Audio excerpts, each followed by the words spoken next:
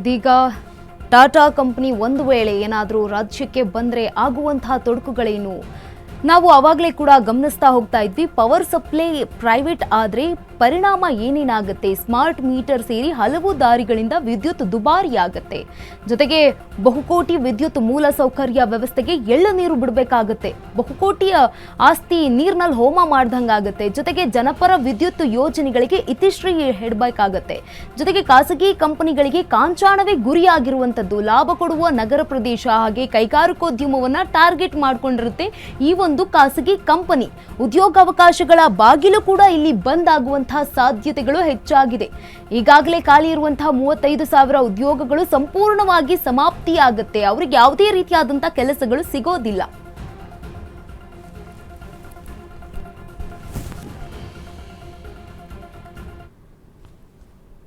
Corporate current ಕಂಪನಿಗಳ ಕರ್ಮಕಾಂಡ ಬಟಾಬಯಲು. Power supply ಪ್ರೈವೇಟೆಡ್ company ಪಾಲಾಗಿದ್ರೆ ಏನಾಗುತ್ತೆ ಗೊತ್ತಾ?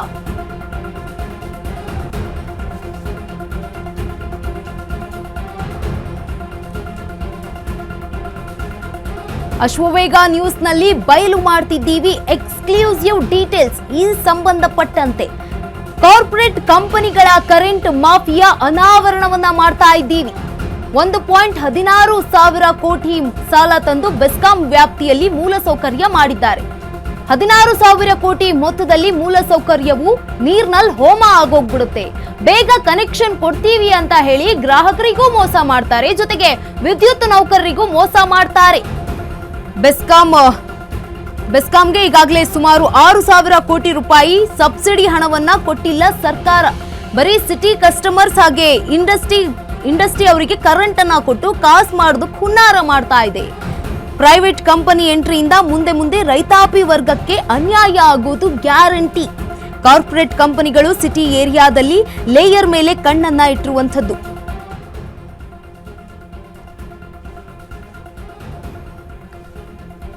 ಈಗ ಕರೆಂಟ್ ಕರಪ್ಷನ್ ಅಲ್ಲಿ ಈಗ ಹೇಳ್ತಾ ಇರುವಂಥದ್ದು 16,000 ಕೋಟಿ 1.16 ಕೋಟಿ ಸಾಲವನ್ನ ತಂದು ಬೆಸ್ಕಾಂ ಒಂದು ಇಲಾಖೆಯ ಮೇಲೆ ಹಾಕಿರುವಂಥದ್ದು ಸರ್ಕಾರ. ಈಗ ಬೆಸ್ಕಾಂಗೆ ಸುಮಾರು ಬರೀ ಸಿಟಿ ಕಸ್ಟಮರ್ಸ್ ಹಾಗೆ ಇಂಡಸ್ಟ್ರೀಸ್ಗೆ ಕರೆಂಟ್ ಅನ್ನ ಕೊಟ್ಟು ಕಾಸು ಮಾಡುತ್ತೆ ಇದು ಖಾಸಗಿ ಕಂಪನಿ.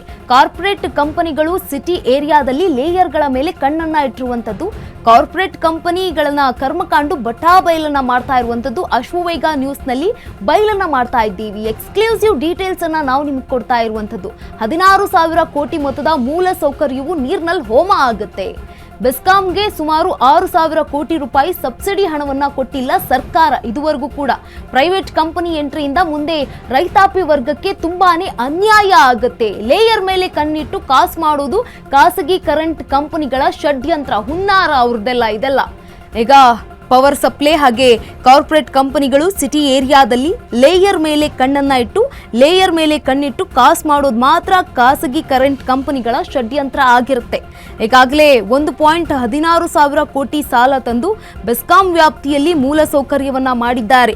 ಈ ಒಂದು 16,000 ಕೋಟಿ ಮೊತ್ತದ ಮೂಲಸೌಕರ್ಯವು ನೀರಿನಲ್ಲಿ ಹೋಮ ಆಗೋಗ್ಬಿಡುತ್ತೆ. ಜೊತೆಗೆ ಬೇಗ ಕನೆಕ್ಷನ್ ಕೊಡ್ತೀವಿ ಅಂತ ಹೇಳ್ತಾರೆ, ಜೊತೆಗೆ ಗ್ರಾಹಕರಿಗೂ ಮೋಸ ಮಾಡ್ತಾರೆ, ವಿದ್ಯುತ್ ನೌಕರರಿಗೂ ಅನ್ಯಾಯ ಆಗುತ್ತೆ.